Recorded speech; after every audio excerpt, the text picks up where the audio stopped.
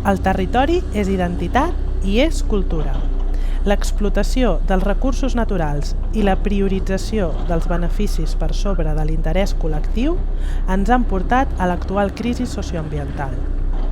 Ens han imposat un model econòmic depredador de recursos i paisatges que alhora genera tones i tones de residus que és incapaç de reciclar. Les agressions al territori i a les condicions ambientals del nostre entorn són agressions directes a les classes populars. A les nostres comarques tenim centenars de veïnes i organitzacions que treballen cada dia per fer front a les noves agressions al medi ambient i al territori. Avui estem aquí, a la Font del Robre, davant de l'abocador de Can Mata amb el Carles Bou, que és regidor de l'Ajuntament de Masquefa, està a la candidatura de la CUP Un nou cicle per guanyar i fa molts anys que treballa a la plataforma Tanquem l'Abocador. Bon dia, Carles. Bon dia. Explica'ns una miqueta la problemàtica de l'abocador. Estem al peu d'una escola que està a menys de 2 quilòmetres de l'abocador. Patim constants episodis de males olors i ens preocupa la salut, ens preocupa el que respirem.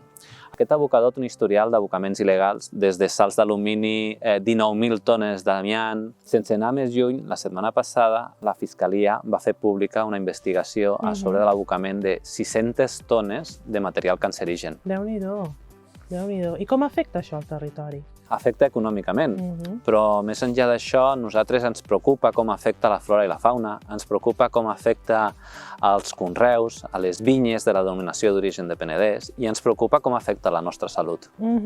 Perquè més enllà del territori, com bé expliques, com afecta als éssers vius?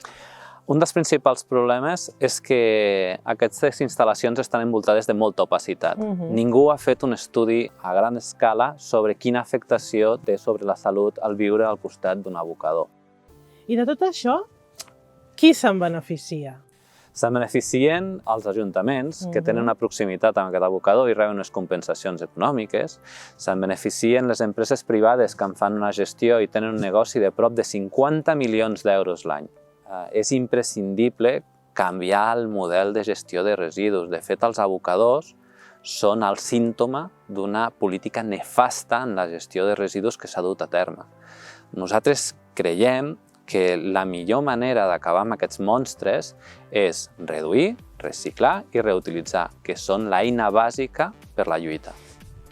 Doncs moltes gràcies, Carles, per explicar-nos la problemàtica de l'abocador de Can Mata i per explicar-nos també les propostes alternatives que proposem des de la CUP, Un nou cicle per guanyar, per resoldre aquest tipus de problemàtiques que, desgraciadament, no només passen aquí, sinó que es repeteixen en altres punts del territori. Rescatem el territori de la lògica depredadora del capital. Salvem el medi ambient. Recuperem la sobirania per decidir democràticament com gestionar el nostre entorn i el nostre territori.